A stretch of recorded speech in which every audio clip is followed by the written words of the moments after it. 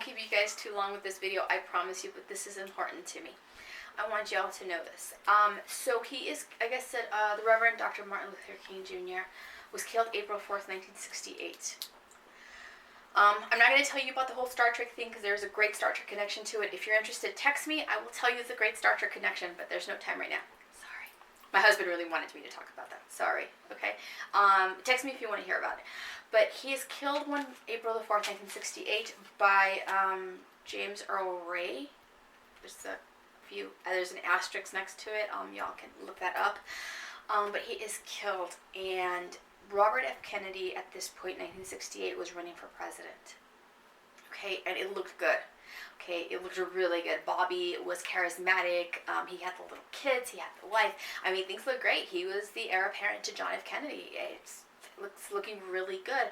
And he works alongside the Reverend Dr. Martin Luther King. He works alongside Dr. King. They do marches together. They speak together.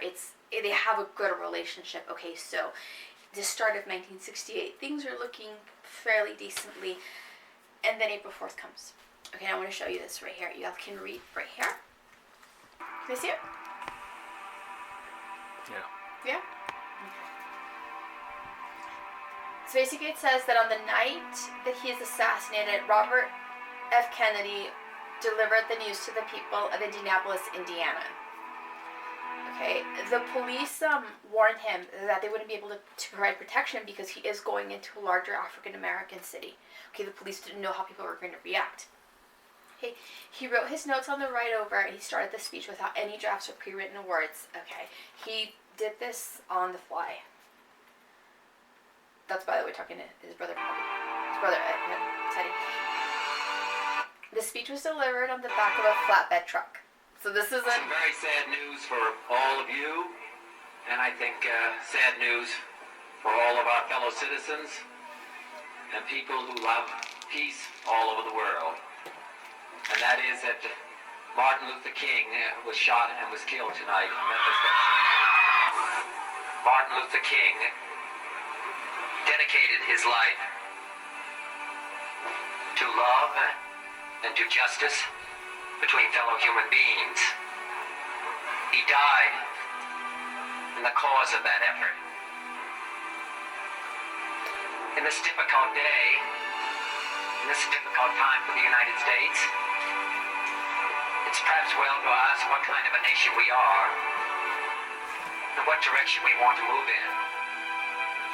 For those of you who are black, considering the evidence evidently is that there were white people who were responsible, you can be filled with bitterness and with hatred and a desire for revenge.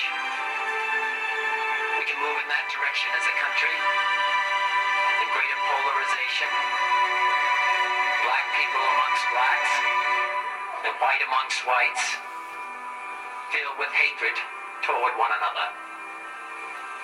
Or we can make an effort, as Martin Luther King did, to understand and to comprehend and replace that violence, that stain of bloodshed that is spread across our land with an effort to understand compassion and love. For those of you who are black and are tempted to be filled with hatred and distrust of the injustice of such an act against all white people, I would only say that I can also feel in my own heart the same kind of feeling.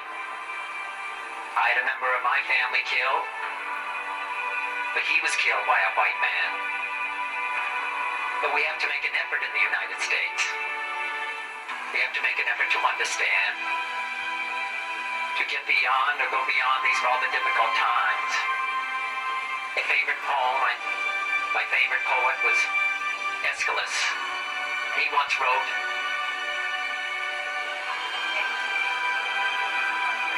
"Even in our sleep, pain which cannot forget falls drop by drop upon the heart, until in our own despair, against our will, comes wisdom through the awful grace of God.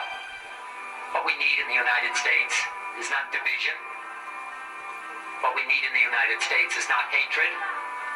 What we need in the United States is not violence and lawlessness, but is love and wisdom and compassion toward one another. Feeling of justice toward those who still suffer within our country, whether they be white or whether they be black.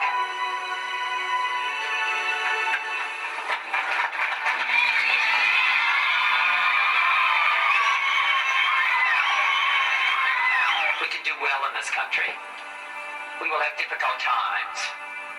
We've had difficult times in the past, but we will have difficult times in the future. It is not the end of violence.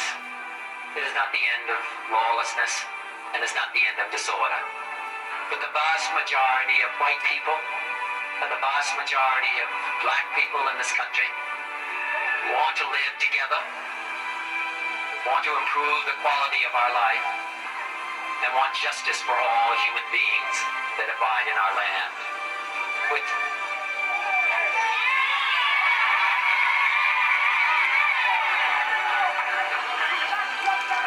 dedicate ourselves to what the Greeks wrote so many years ago, to tame the savageness of man and make gentle the life of this world. Let us dedicate ourselves to that and say a prayer for our country and for our people. Thank you very much. So I had to get up. My son is crying in the background because he found this to be very sad, as you can imagine. That's how important he was. He was to this country, and we lost a good one. We lost a good one. Unfortunately, that April day of 1968. And if we fast forward to June 6, 1968, mind you, I forgot to say this. Dr. King was 39 when he was assassinated. 39. I'm close to that age. He was just so young. Okay, when you get to the age of 39, you'll remember when I said this. Okay, so he passed away. He's assassinated. In April. Robert F. Kennedy is assassinated in June of '68.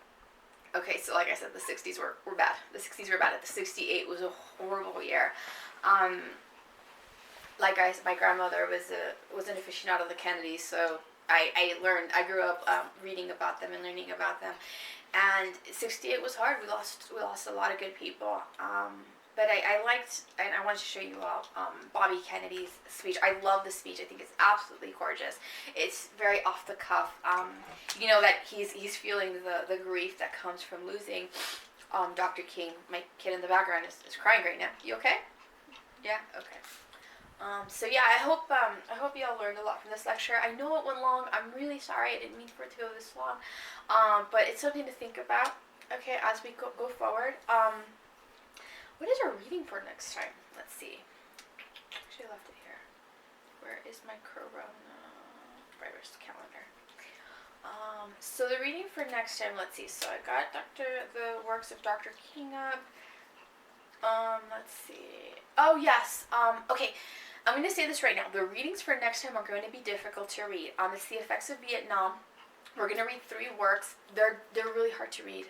Okay, so right now I'm telling you, if you feel that you cannot go and read these works, I understand. Text me.